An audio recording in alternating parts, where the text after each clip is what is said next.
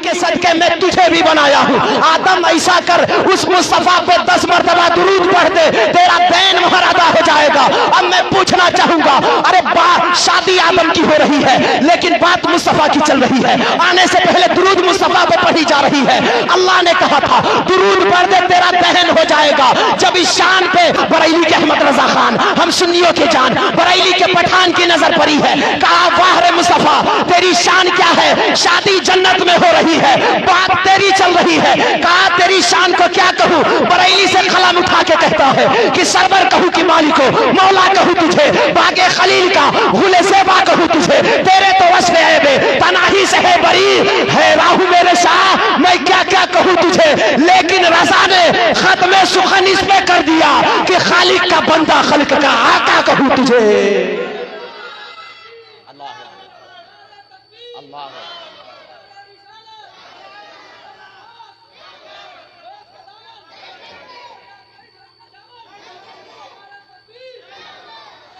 यार माशाल्लाह, ये मंजर एक तरफ, माशाल्लाह एक तरफ राजा हिंदुस्तानी, अल्लाह दोनों को सलामत रखे। चचा भतीजे ने मजमे को हिला डाला।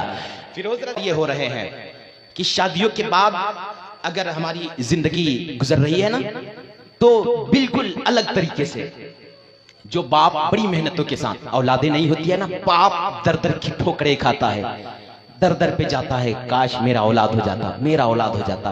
फिर जब बेटा पैदा होता है, एक बाप नाज से पालता है, माँ बड़ी नाजो नयाज के साथ पालती है, जवान होता है, बड़े नाजो नयाज के साथ उसे दूल्हा बनाया जाता है, दूल्हा बनाया जाता है। और जिस दिन दूल्हा बनता है, बाप की खुशियों को ना पूछे कितना खुश होता है। मुस्तफा ने भी शादी करके बताया था, लोगों देखो निकाह मुस्तफा के तरीके से करो। और एक और तारीख में ज्यादा उस शख्सियत की तज़किरा होती है जिसे शेरे खुदा कहा जाता है। हजरत अली की भी निकाह अपनी बेटी फातिमा के साथ करके लोगों को तरबियत दिया था, लोगों को दर्स दिया था कि लोगों देखो निकाह कैसे होता है। हजरत अली आए थे आका की बारगाह में, आ नहीं रहे थे। अबू बकर ने, उमर ने भेजा अली को, कहा अली जाना हुजूर की बेटी फातिमा का रिश्ता तो मांग ले। अली को भेजे थे। अली आए मुस्तफा के दरवाजे पे, आकर के बैठ जाते हैं, शर्म के मारे कहते नहीं है मुस्तफा से। मुस्तफा ने फरमाया था 4 चीजों के बुनियाद पे लोग निकाह करते हैं। 1 नंबर दौलत की बुनियाद पे, दूसरा नंबर हुस्न के बुनियाद पे, तीसरा नंबर खानदान के बुनियाद पे, चौथा नंबर दीनदारी के बुनियाद पे। ये 4 चीजों को बताया था। लेकिन अली आ गए हैं मुस्तफा की बारगाह में, हुजूर की बेटी के लिए आए हैं, लेकिन अली आकर चुपचाप बैठे हैं। अब शर्म से तो कह नहीं रहे थे कि हुजूर मैं आपकी बेटी के लिए आया हूं, आप अपनी बेटी से मेरी शादी करा दीजिए। चुपचाप बैठे हैं, लेकिन मुस्तफा तो दिल की बात जानते हैं यार। ये वो आका है जो दुश्मन के मुट्ठी में पड़े कंकर की हालात जानते हैं, इसमें क्या है उससे जो बुलवा देता है। हमारा जिंदा जिगर में कोई और नहीं रहता है, आमना का लाल रहा करता है।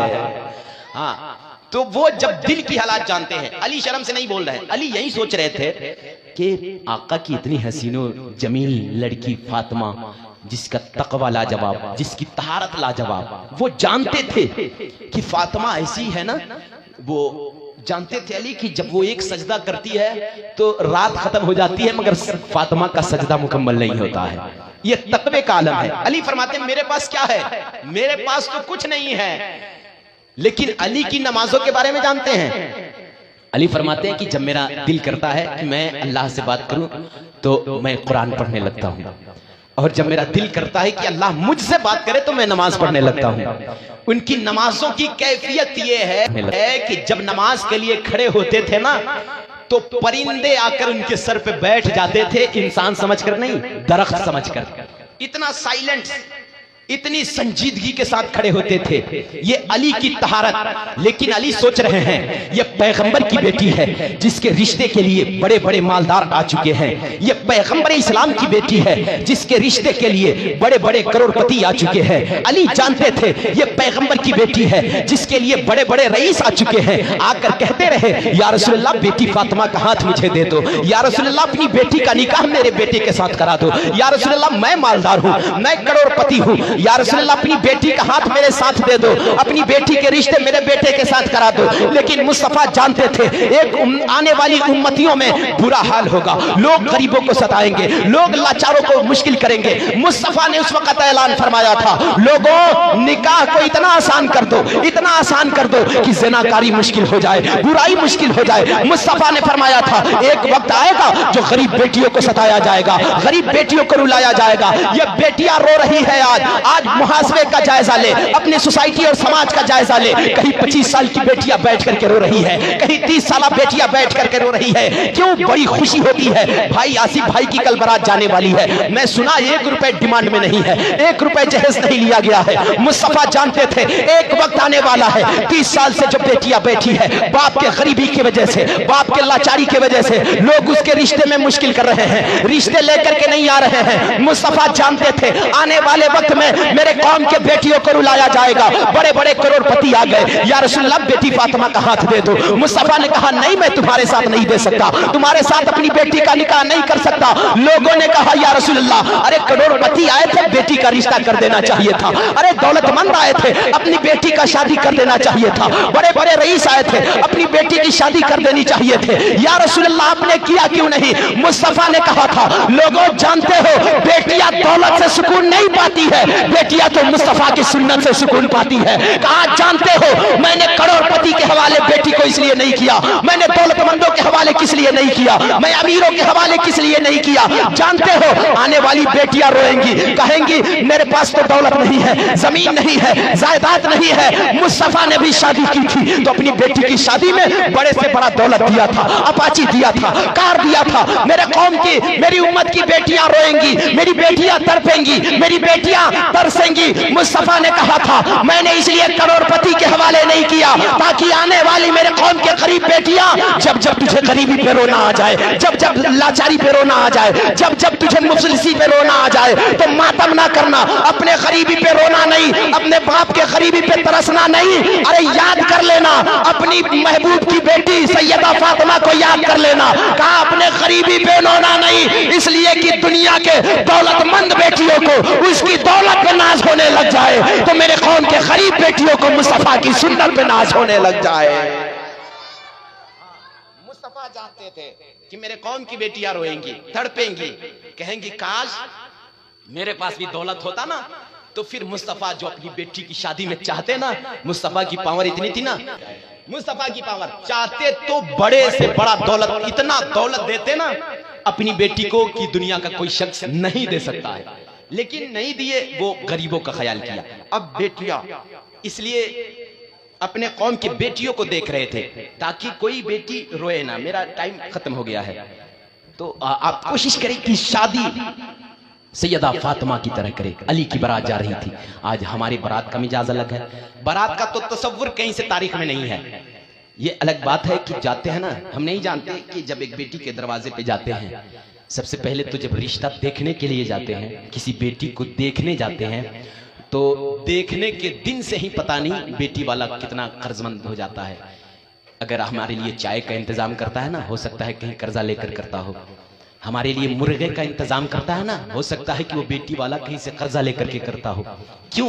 इसलिए ताकि कहीं से मेहमानों की कमी ना रहे, मेरी बेटी को इनकार ना किया जाए। लेकिन लोग अगर बेटी हुस्न में भी अच्छी है, दीन में भी अच्छी है, बाप गिनाता है मैंने बेटी को कुरान पढ़ाया, बेटी को नमाज पढ़ाया, लेकिन मेहमान कुछ नहीं सुनते हैं। मुस्तफा ने तो फरमाया था कि सबसे ज्यादा दीनदारी देखा जाए, 4 चीजों के बुनियाद पे निकाह होती है, दौलतमंद, हुस्न की बुनियाद पे, खानदान के बुनियाद पे और दीनदारी के बुनियाद पे। तो मुस्तफा ने फरमाया कि इन चारों में से सबसे ज्यादा फोकस हमें दीनदारी पे देनी चाहिए। लेकिन उसकी दीनदारी को बाप गिनाता रहा, मेहमान मान जाइए बेटी को मैंने कुरान पढ़ाया है, मेहमान अब तो मान जाइए बेटी को नमाज का आदी बनाया है, मैंने बेटी को कुरान का कारी बनाया है। लेकिन मेहमान खूबसूरत भी है बेटी, लेकिन मेहमानों ने इनकार करके आया, कहा कि जाइए अभी तो कुछ नहीं कह सकते हैं, फोन पर 2-4 दिनों के बाद बता दिया जाएगा, फोन करके 3 दिन के बाद आपको खबर कर दिया जाएगा। एक बेटी वाले का दिल में में ये टेंशन रहा यार। तो इस टेंशन में एक बाप पहले से था कि जिस बेटी को मैंने 18 साल तक पाल करके जवान कर दिया, अब उस बेटी को बाप से अलग होने का वक्त आ गया है, बाप से जुदा होने का वक्त आ गया है, अब बाप से दूर चली जाएगी। इसका टेंशन तो पहले से था, लेकिन मेहमानों ने कर्जा लिया हुआ चाय पीकर वापस पलटा है, कर्जा लिया हुआ मुर्गा खा करके वापस पलटा है, लेकिन कुछ जवाब नहीं दिया है। कहा 3 दिन के बाद फोन पर बता दिया जाएगा। अब मैं पूछना चाहूंगा, बेटी के बाप ने रोजाना फोन करता रहा, कहा आज नहीं कल बताया जाएगा। दूसरा दिन फोन किया, कहा आज नहीं कल बताया जाएगा। तीसरा दिन फोन किया, लोगों ने मशवरा किया, अरे बेटी के बाप का न मकान अच्छा है, न उसके पास जमीन अच्छी है, न मालदार लग रहा था, देखने में फटीचर मालूम हो रहा था, देखने में कंगाल मालूम हो रहा था। बस इस टेंशन में अब बेटी अच्छी भी हो, लोग रिश्ता काट दिए हैं, फोन पर जवाब दे दिए हैं, जा तेरी बेटी मुझे पसंद नहीं आई है। अब मैं पूछना चाहूंगा, जिसने इनकार करके आया है, क्या बेटियों की इज्जत नहीं है? अगर आपने इनकार किया है बेटियों को, जमाने वाले सोचते हैं पता नहीं इस बेटी को लोग इनकार क्यों कर दिए हैं, कोई ना कोई ऐप तो जरूर होगा। ये बेटियां इज्जत के साथ रहना भूल जाती है। खुदा की कसम मैं कहना चाहूंगा, आपने तो 3 दिन के बाद आपने उसका तमाम चीजें खा करके जवाब दे दिया कि तेरी बेटी पसंद नहीं है, सिर्फ दौलत की वजह से, सिर्फ जमीन की वजह से, सिर्फ मकान की वजह से। काश तूने ये देख लेता, इसका बाप बोला था कि मेरी बेटी कुरान भी पढ़ती है, इसका बाप बोला था मेरी बेटी नमाज भी पढ़ती है, इसका बाप बोला था मैंने बेटी को दीनदार बनाया है। अरे दौलत हो या ना हो, जमीन हो या ना हो, हुस्न हो या ना हो, अरे खानदानी बैकग्राउंड अच्छा हो या ना हो, अरे ये देख लेता कि ये दीनदार है, कनीज़े फातिमा में जिंदगी गुजारने वाली है। अरे ऐसी लड़की को अपने घर का बहू बना लेना। खुदा की कसम, ऐसी बहू आएगी, कदम उसका होगा, घर तेरा होगा, उसका कदम बाद में पड़ेंगे, अल्लाह तेरे घर में बरकतें पहले उतार देगा। लेकिन हमने माल देखा, जमीन देखा, लड़की के बाप की हालात देखा, लड़की के बाप का हालात देखा, लेकिन हमें लड़की के साथ रहना है ना, तो उसके हालात को नहीं देखा। काश हम ये सिर्फ दुनिया की स्टाइल्स को देखा, काश लड़की को देख लेते, यार लड़की दीनदार है, कुरान का कारी है, चलो इसको अपने घर का बहू बना लेते हैं।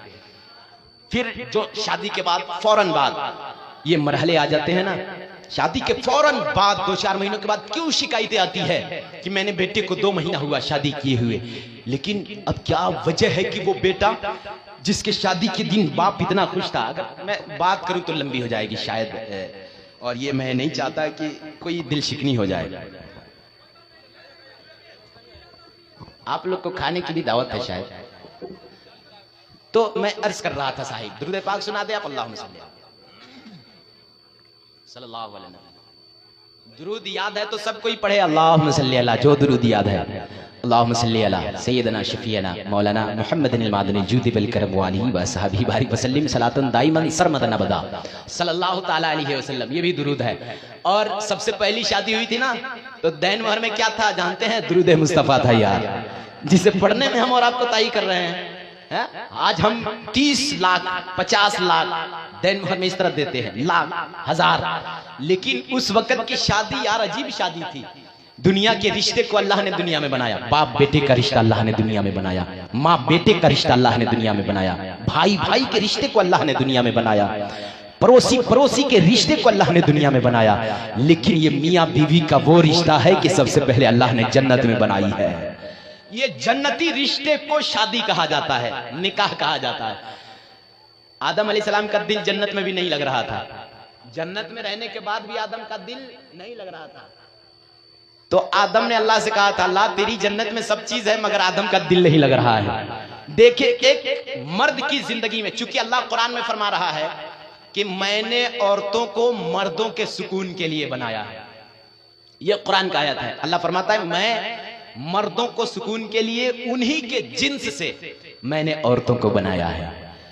तो आदम जन्नत में कह रहे हैं यार जन्नत में किसका दिल नहीं लगता है? जन्नत में ना हमें नमाज पढ़नी है, ना वहां किसी का हक नहीं दिया जाएगा कि जन्नत में आए हो तो अपने बाप की खिदमत करना, जन्नत में आए हो तो नमाज पढ़ना, जन्नत में आए हो रोजा रखना, जन्नत में आए हो तुम हुकुकुल्लाह भी इबादत करना और हुकुकुल इबाद भी अदा करना। जन्नत में कुछ हुक्म नहीं दिया जाएगा, जन्नत में बंदों का ऑर्डर चलेगा। जो दिल में बंदा सोचेगा काश ये मिल जाता, अल्लाह जन्नत में हाजिर फरमा देगा।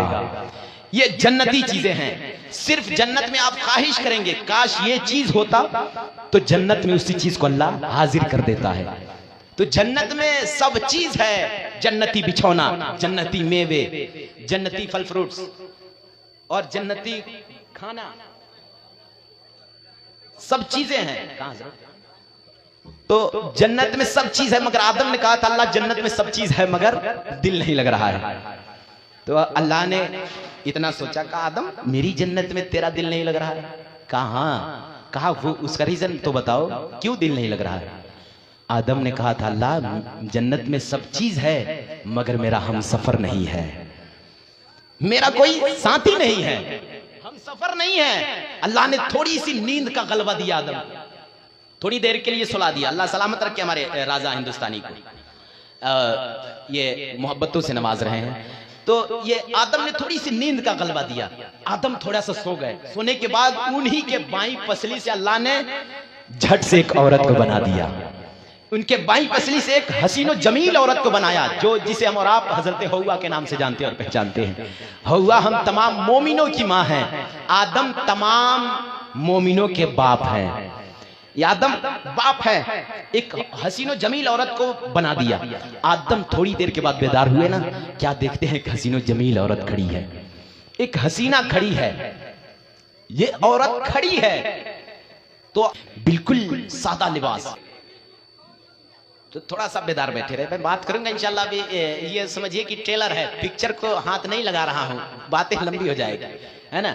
तो सिर्फ ट्रेलर ही बता रहा हूं। तो आदम अलैहिस्सलाम है, कहा अल्लाह जब मेरे लिए बनाया है तो मुझे छूने क्यों नहीं दे रहा है, मुझे पकड़ने क्यों नहीं दे रहा है।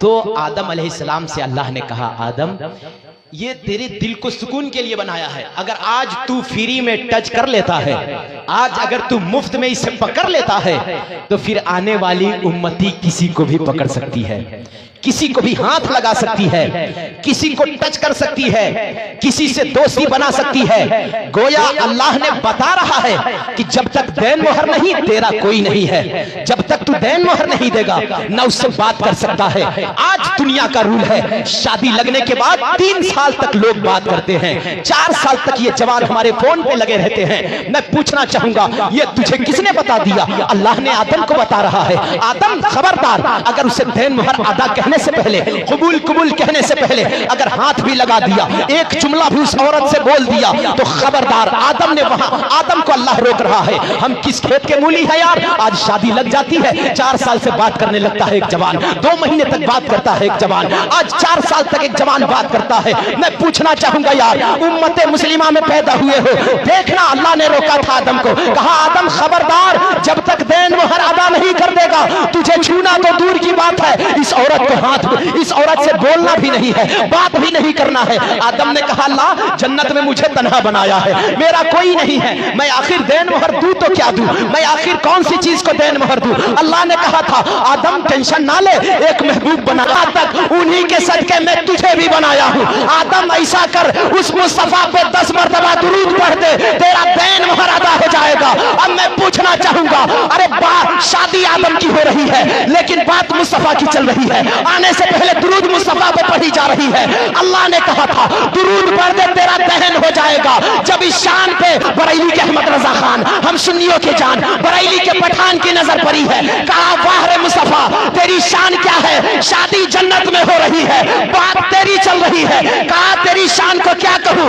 बरेली से कलम उठा के कहता है कि सरवर कहूं कि मालिको, मौला कहूं तुझे, बागे खलील का गुले सेबा कहूं तुझे, तेरे तो वश में है तनाही से है बरी है राहु मेरे शाह, मैं क्या क्या कहूं तुझे। लेकिन रजा ने खत्म सुखन इस पे कर दिया कि खालिक का बंदा खल्क का आका कहूं तुझे। अल्लाह अल्लाह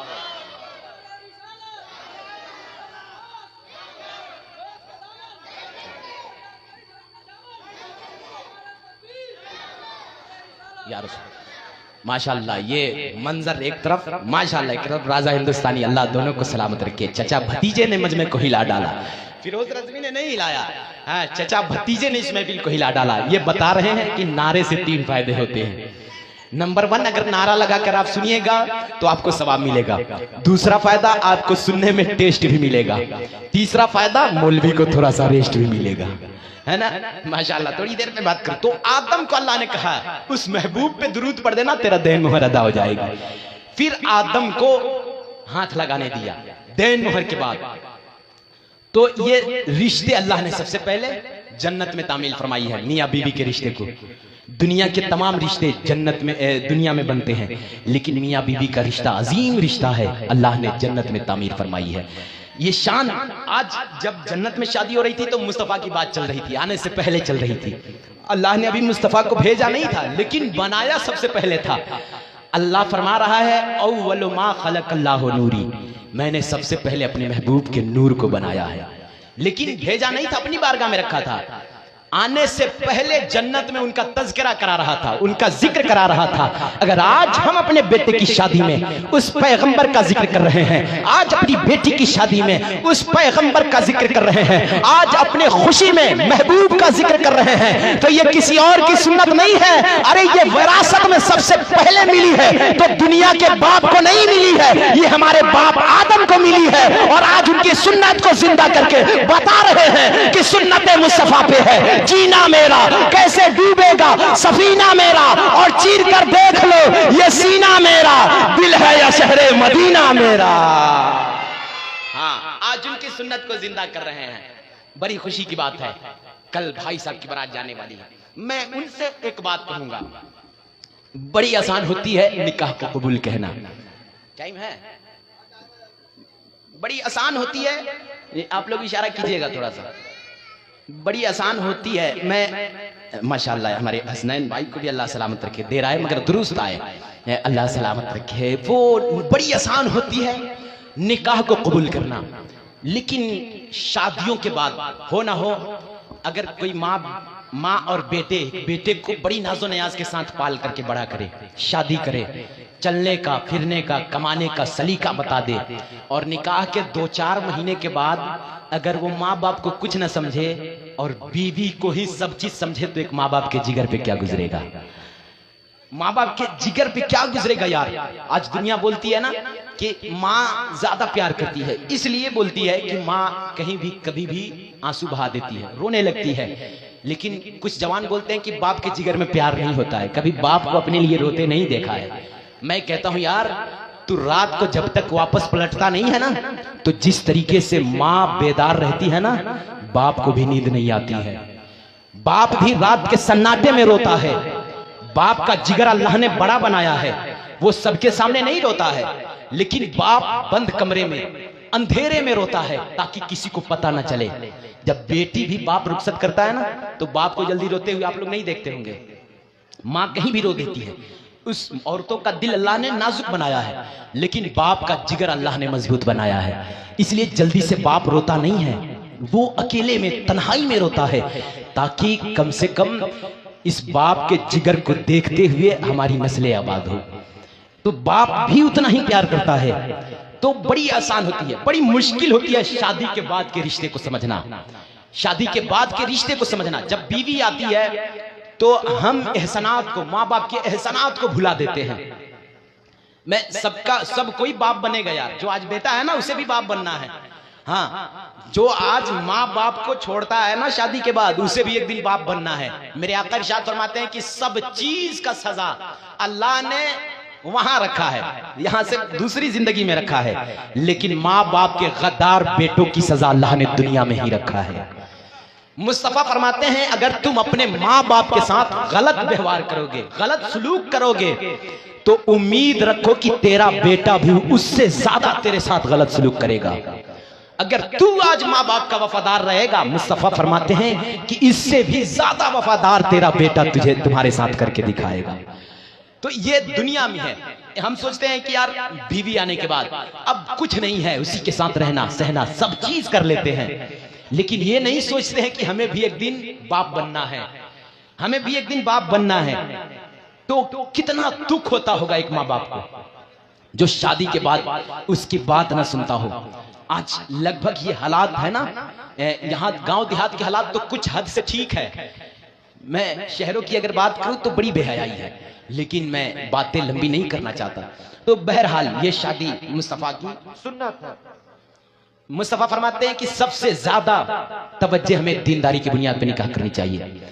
एक बहुत बड़े अल्लाह के वली हैं, सईद इब्ने मुसय्यिब नाम है, सईद इब्ने मुसय्यिब अल्लाह के बहुत बड़े वली हैं। उनके दौर में एक बादशाह रहता था जिसका नाम मरवान था।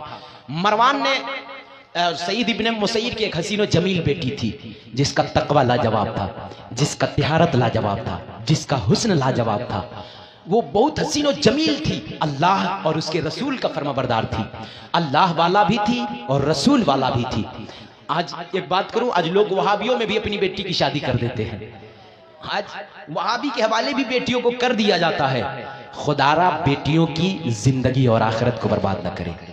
जब भी जाए ना रिश्ते लेकर, मेरे मुस्तफ़ा के लिए अली आए थे ना, मैं वो बात पूरा नहीं किया, इंशाल्लाह दूसरे प्रोग्राम में करूंगा। मुस्तफ़ा अली के लिए आए थे, अली मुस्तफ़ा की बेटी के लिए आए थे ना, तो मुस्तफ़ा बेटी से इजाजत लेने गए थे। बेटी से इजाजत लेने जा रहे थे, अली बैठो ना, मैं अपनी बेटी से पूछ लूं कि वो तुमसे शादी करेगी या नहीं। तो इतने में जिब्रील आ गए। जिब्रील आ गए नबी की बारगाह में।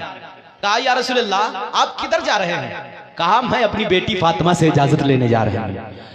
तो मेरे जिब्रील ने कहा था या रसूलल्लाह अल्लाह ने भी हुक्म दे दिया है कि फातिमा के लिए अली से बेहतर दुनिया में कोई लड़का नहीं है, अब इजाजत लेने की जरूरत नहीं है। अल्लाह ने खुद कहा है कि अली के लिए फातिमा से बेहतर कोई लड़का भी नहीं है। यार वो शान वाला लड़का अली, शान वाली लड़की अली, कहा इससे बेहतर दोनों में कोई नहीं, फिर आप किधर जा रहे हैं? मुस्तफ़ा ने कहा था जज़ाकल्लाह, अल्लाह सलामत रखे। देखिए हमारे आशिक भाई आफ्ताब भाई दे रहा है मगर दुरुस्त है। मैंने कहा ये 20 और 10 का नोट चल रहा था, हमारे सगीर भाई ने 50 का भी नोट दिया था, लेकिन उसका रिकॉर्ड कोई नहीं तोड़ा था। ये आफ्ताब भाई और आशिक भाई ने तोड़ दिया, वरना मामला ऐसा होता है। एक चचा साहब 200 रुपए का नोट लेकर के आए, देने के बाद खड़े रहे। मैंने कहा चचा खैरियत है, बैठ जाइए। कहा कि जल्दी से 10 रुपया काट के 190 वापस कर दीजिए, मैं बैठ जाऊंगा। तो माशाल्लाह ये लोग दे करके लेने का अगर मुंड ना हो तो अच्छी बात है, अल्लाह सलामत रखे। मैं उम्मीद करता हूं। तो मेरे आका इरशाद फरमाते हैं जिब्रील जानते हो मैं बेटी से इजाजत लेने जा रहा हूं। जिब्रील ने कहा अल्लाह ने कह दिया है कि अली से बेहतर फातिमा के लिए कोई नहीं है, फातिमा के लिए अली से बेहतर कोई नहीं है। कहा अब पूछने की जरूरत नहीं है। मुस्तफ़ा ने उस वक्त कहा था जिब्रील ये तो मैं भी जानता हूं। यार ये तो मैं भी जानता हूं। वो जिब्रील क्या नहीं जानता है जो पल भर में मुस्तफ़ा की बारगाह में आता है। और फातिमा कौन है? फातिमा के घर में जिब्रील भी बगैर फातिमा के इजाजत का नहीं आता है। फातिमा इसलिए नहीं कि जिब्रील से ऊंचा मकाम फातिमा का है, ना मैं फातिमा का ऊंचा बता रहा हूं ना जिब्रील का नीचा बता रहा हूं।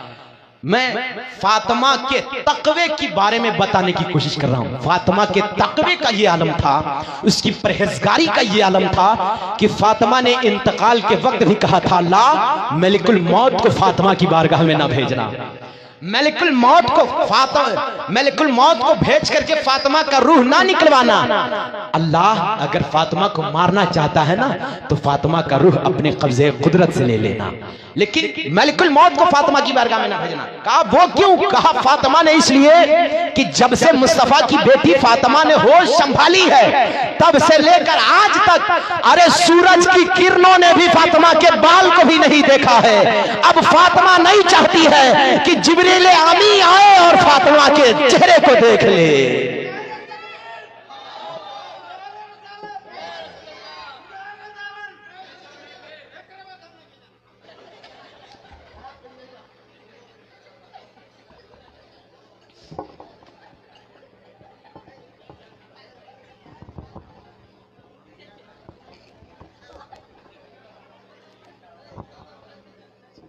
तो ये वो फातिमा है।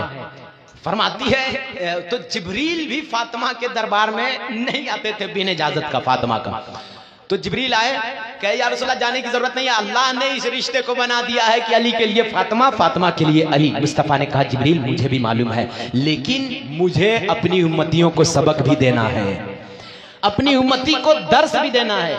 आप लोग सुन रहे हैं? थोड़ी देर बोला जाए, हाथ उठाइए तो कितने लोग बेदार बैठे माशाल्लाह। बस आखिरी बात बोल रहा हूँ सगीर भाई, इंशाल्लाह थोड़ी देर में बात सुन ले। फातिमा मुस्तफ़ा ने कहा था जिब्रील मुझे भी मालूम है कि अली के लिए फातिमा बनी है, फातिमा के लिए अली बने हैं, लेकिन मुझे अपनी उम्मती को भी सबक देना है। कहा वो कैसा सबक यार? जिब्रील ने कहा या रसूलल्लाह कैसी सबक? कहा कि मैं अपनी बेटी से इजाजत लेने इसलिए जा रहा हूं ताकि आने वाले लोग जब अपनी बेटी की शादी करें तो बगैर बेटी की मर्जी से शादी ना करें। लेकिन आज कितने हैं अपनी बेटियों से इजाजत लेते हैं। आज हमने बेटों से इजाजत ले लिया, बेटा देख फला की लड़की तेरे लिए कैसी रहेगी, हमने कह दिया बेटों से। अपनी बीवी से कहते हैं बीवी पूछना, अपने बेटे से जरा पूछ लेना कि फला की बेटी से मैंने रिश्ता कराया है कैसा रहेगा। बेटे ने सुना, कहा कि नहीं मुझे वो रिश्ता कबूल नहीं है। बाप ने मान गया, माँ ने भी कह दी कि नहीं मेरा बेटा नहीं मानता है वो रिश्ता, उससे नहीं करना है। लेकिन कितने लोग हैं जो अपनी बेटियों से इजाजत लेते हैं। एक मर्तबा बेटी से भी इजाजत लेने की जरूरत है। जानते हैं ये बेटियों के कब्जे हाथ में, बेटियों की भी दस्त में ये शामिल है। बेटियां अपनी मर्जी से भी निकाह कर सकती है, लेकिन ये बेटियां बाप की मर्जी से निकाह करके इसलिए जाती है, बाप ने सिखा दिया बेटी देखना तू मेरी इज्जत है, तू मेरी पगड़ी की लाज है, यहां से तो जा तो रही हो। मुस्तफा ने भी अपनी बेटी फातिमा का जब निकाह किया था, अपनी बेटी को कहा था ए बेटी बता अली तेरे लिए बेहतर होगा या नहीं होगा। फातिमा ने कहा था या रसूल अल्लाह जो आपको बेहतर हो जाएगा वो फातिमा के लिए भी बेहतर होगा। तो आज बेटियों से कहे, बेटियां भी चाहती ना तो इनकार कर सकती है, रिश्ते को इनकार कर सकती है कि मुझे फला लड़का पसंद नहीं है, लेकिन बाप बेटी से पूछता ही नहीं है।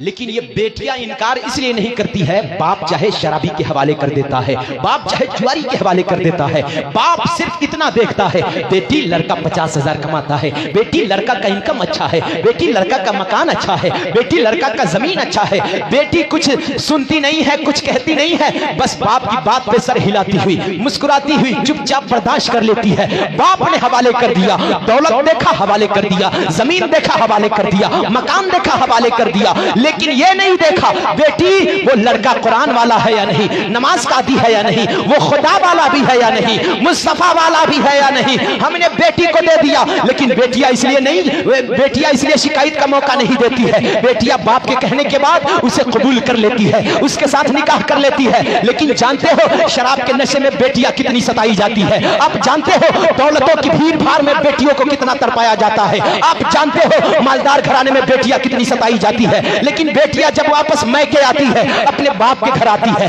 बाप पूछता है बेटी मैंने तुझे अच्छा घर में डाला है, बता खैरियत तो है, सब ठीक है ना। बेटी कहती है हाँ बाप सब ठीक है, लेकिन उसे क्या पता इस बेटी को 3 दिन से लोगों ने खाना बंद कर रखा है, इस बेटी को नौकरानी बना करके रखा है, इस बेटी को वहां कंगाल बना करके रखा है। बेटियां बोलती है हाँ बाबा ठीक है। बेटियां इसलिए नहीं करती है, बेटियां शिकायत अपने ससुराल का इसलिए नहीं करती है कहीं मेरी बाप का पगड़ी नीची ना हो जाए, मेरे बाप की इज्जत में कमी ना आ जाए। ये बेटियां होती है जो बाप की इज्जत देखती है। तो खुदारा मैं कहना चाहूंगा बेटियों को शराबियों के हवाले ना किया जाए, जुआरियों के हवाले ना किया जाए, नशेरियों के हवाले ना किया जाए। आज भी बेटियों को अगर अपने बेटी के लिए रिश्ता ढूंढना चाहते हैं तो आज भी दीनदार लड़का देखा जाए, कुरान का कारी देखा जाए, नमाज का आदी देखा जाए, दीन का पाबंद देखा जाए। यार मैं ये नहीं कहता कि मौलवी देख करके निकाह करो, ये कहता हूं जो हराम से बचता हो, हलाल खाता हो, हलाल कमाता हो, जो खुदा वाला भी हो, मुस्तफा वाला भी हो, अपनी बेटी का रिश्ता उसके साथ कर देना। ये देखना ये खुदा और उसके रसूल का हक अदा कर सकता है तो मेरी बेटी को भी जिंदगी भर निभा के दिखाएगा। हाँ इतना देख लेना। तो रब की बारगाह में दुआ करूंगा अल्लाह हमारे रिश्ते को समझने की तौफीक अता फरमाए, शादी से पहले भी शादी के बाद भी। अल्लाह इस महफिल रसूल को कबूल फरमाए और कल जो बारात आने वाली है अल्लाह दूल्हा दुल्हन में बेपनाह बरकत अता फरमाए। दूल्हा दुल्हन को भी माँ बाप और भाई बहनों के भी रिश्ते समझने की तौफीक अता फरमाए। हम तमाम मुसलमानों को एक बनाए, नेक बनाए, मस्जिद नमाजी मैदान के गाजी बनाए। अस्तगफिरुल्लाह रब्बी मिन कुल्लि ज़ंबि व अतूबु अलैह। रही चमन तो फूल खिलेंगे, जिंदगी रही फिर मिलेंगे। अस्सलामु अलैकुम। खड़े होकर सलाम पढ़ लीजिए।